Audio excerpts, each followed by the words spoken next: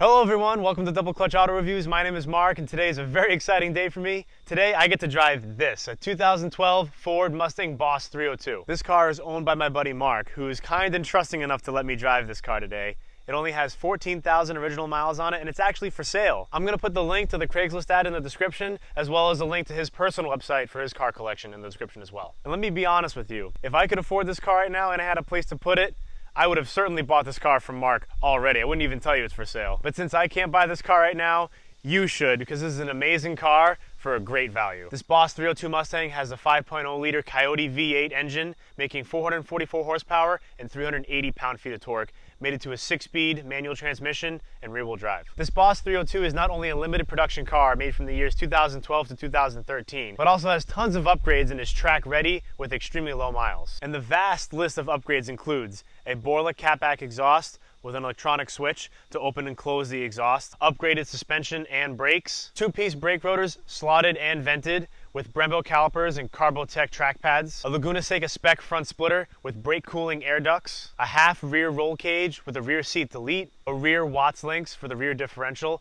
a short throw shifter, a high performance clutch, a lightweight flywheel, and a one-piece custom drive shaft. It also comes with 2 additional sets of lightweight wheels with track tires. Mark has had this car for about 3 years and has taken it to the track numerous times. And Mark actually won in his class the COM Sports Car Club Championship in 2017 with this car. And climbing into the interior, as you can see, you can't help but notice the Boss 302 Recaro racing seats, which are installed from the factory. They come stock with this car. Mark also installed the half rear roll cage with the 5-point racing harness seatbelts. Otherwise, there's really nothing too crazy about this interior. There's nothing really special to note about it. When you buy a car like this, you're not buying it for the interior, you're buying it for what's under the hood. However, for what it is though, this thing is in really great condition. As I said before, it only has 14,000 original miles on it. It's in great shape, but it still has all the creature comforts that you need: AC, heat, radio. What more could you ask for in a track car? I also forgot to mention that this car does have tow hooks up front and in back, which is typically a requirement for a car that's used on a track. All right, let's get it out on the road and take it for a spin. I'm nervous and excited. This is probably one of the most capable cars that I've ever driven, and this is gonna be one hell of an experience. Okay, let's put on the racing seat. Okay. Racing harness. First you wanna do is plug in your tunnel belt. Okay, so from the right, the bottom first, and then the left. Yeah. Now, before you go any further, on each side, pull this until it's painful. Until it's painful? Until it's painful. Okay. And then you pull it a little more. Oh, whew, all right. Ugh. This is going to be comical to watch afterwards. Do it all on one side because you want it to be centered. I gotcha. Okay. Painful? How's that? Is that painful yet? Okay. Nice and snug. Yep. All right. Left on this side, and then on this side. And same thing. Pull tight until it hurts, and then a little more. You pulling the Oh, wrong thing. There we go. Okay. Wow. You can still Jesus. breathe. You're not pulling it hard enough. Oh, okay. Ugh. All right, he said, till I can't breathe. Yeah. Okay, here we go.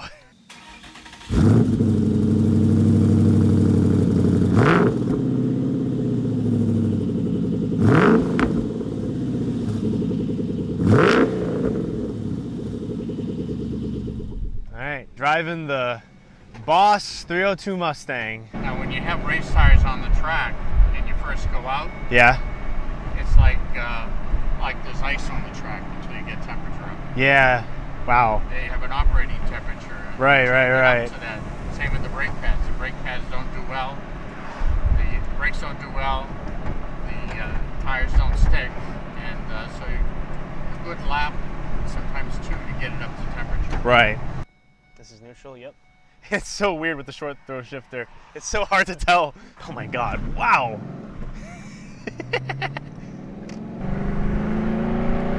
Oh yeah. I'm not even close to its limit and I'm having fun. Oh, it's great. Are you thinking I'm driving this thing way too slow right now? I think my grandmother drives fast. I'm just getting 10 years ago. So. I'm just getting used to it, you know. Right. I'm just feeling it out, waiting for the tires to get warmed up, you know. Once you get going though, it's really not hard to drive at all.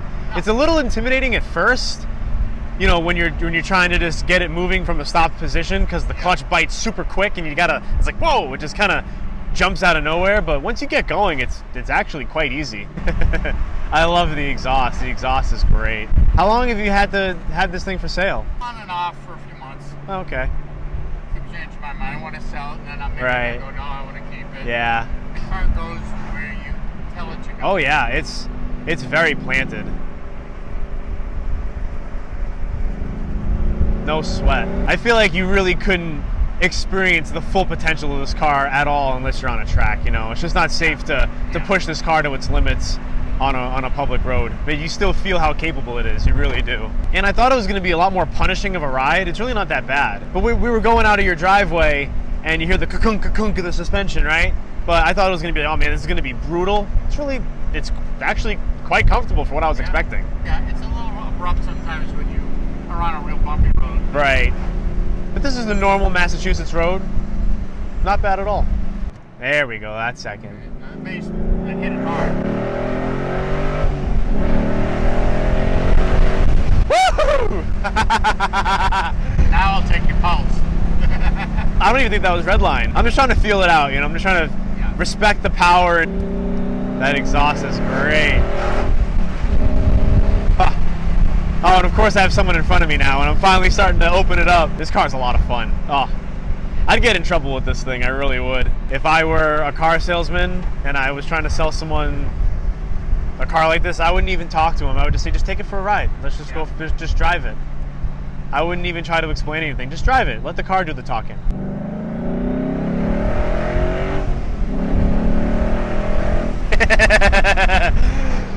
Oh man.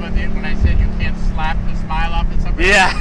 I think the most surprising part is that it's not punishing at all. I'm going over pretty big bumps and it's not like my spine's gonna be thrown out of the back of my head. You know, it's no Mercedes S-Class, but for a track car, you could drive this on the road. Also, I'm 25 and I love cars, so it's like, you know, I'm like, oh, I don't care. I don't care if the car beats me up. An older person might not appreciate it, but honestly, it's really not that bad. If it was that bad, I wouldn't lie about it. I would say it's rough, but it really isn't. It's surprising. I'm very impressed. I have just a few years on you. And you don't care, right?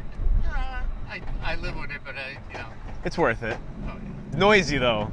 The suspension definitely is noisy. Yeah. It bangs a lot, but I'm actually going to adjust stuff. Yeah. You're gonna adjust it.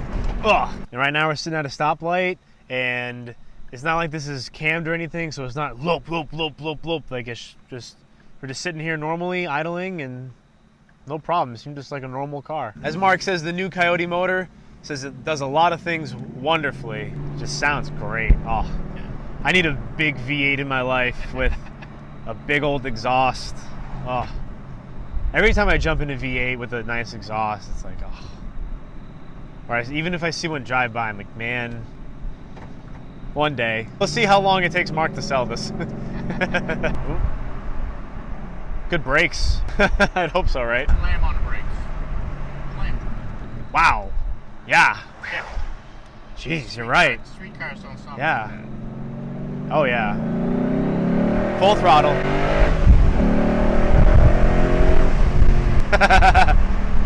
Oh man, this thing is fun.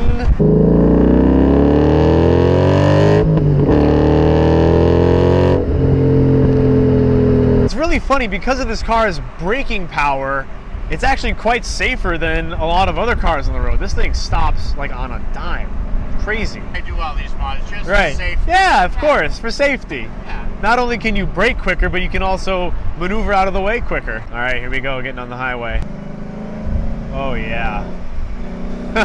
No problem. All right, I'll put it in 6 now.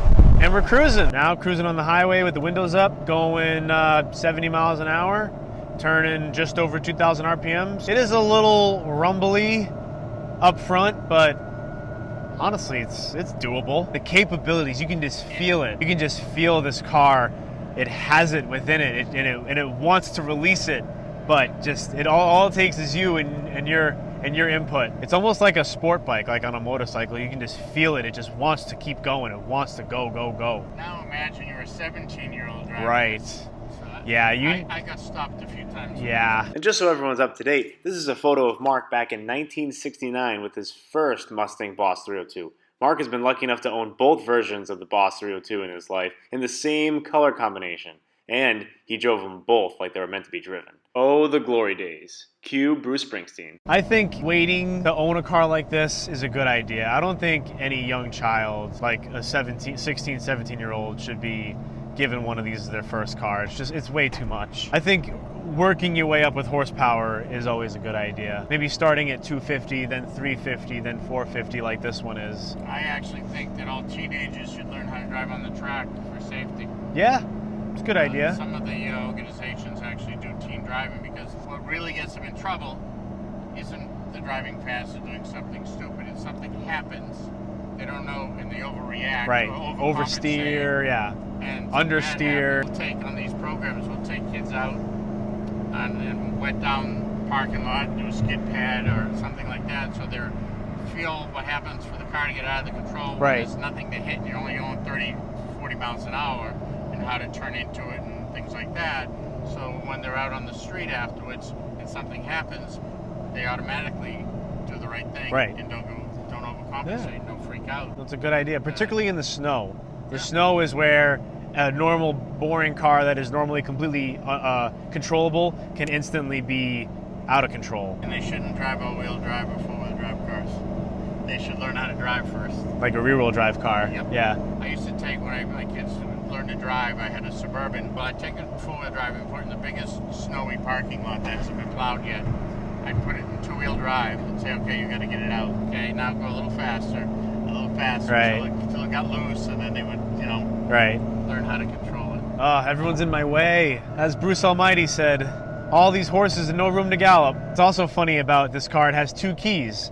One is the normal key, and one is the track key. He can't get it inspected and registered for the road with the track key because it automatically turns off traction control, turns off stability control, and it has a check engine light and all this other stuff saying it's for the track use only. And right now you have the track key on, of course. Is that third? I'll punch it. Oh, getting some looks. Yeah, unfortunately there's just too much traffic to really open it up, but that's all right. I really wish I could take this thing on the track to feel its real potential. But still, just driving this car on the street is an awesome experience. I love it. I think it's great. I would say for someone that doesn't want to deal with a little bit of noise and a slightly harsh ride, wouldn't want to daily drive this.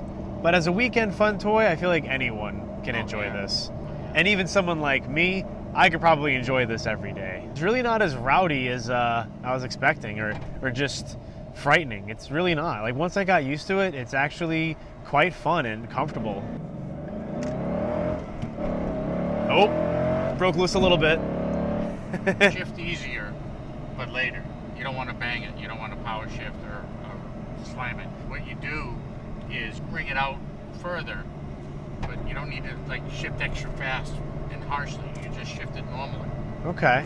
And it doesn't have that bang, which sometimes could break the tires loose and give you a problem. Plus, it doesn't hurt the car. Right. The whole thing is when you get things towards its maximum, 10/10ths, anything you upset, anytime you go past that, the car will get loose or do something stupid. When you're getting towards the maximum of what the car can do on handling or braking, the reason you shift easy is so that you're not upsetting the car. Like that? Yeah. Man, where is the nearest track? I need a track right now. Thank you again, Marc. This is so much fun. Car guys enjoy sharing the Yeah, of course. One day I hope to own a car that I can also share with people, But right now I'm too cheap. Whew! Ah! Oh, man.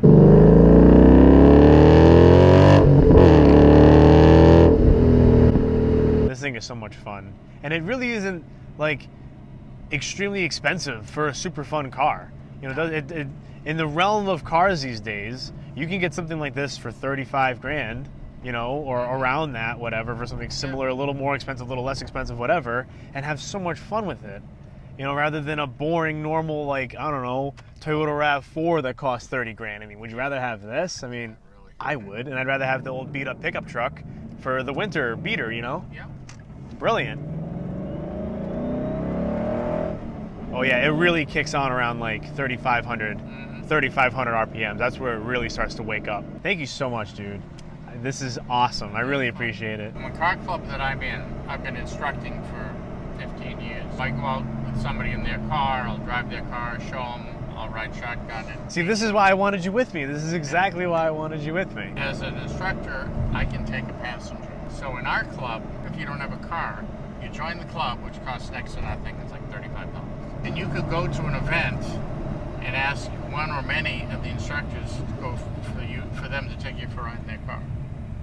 And that's the extent. That's of your awesome. experience. Yeah, and as a matter of fact, if you ever decide to go into it, that's the best way to see what it's about. Yeah, it is very expensive though. I know that to have a track car and use it on the track, it's expensive to operate.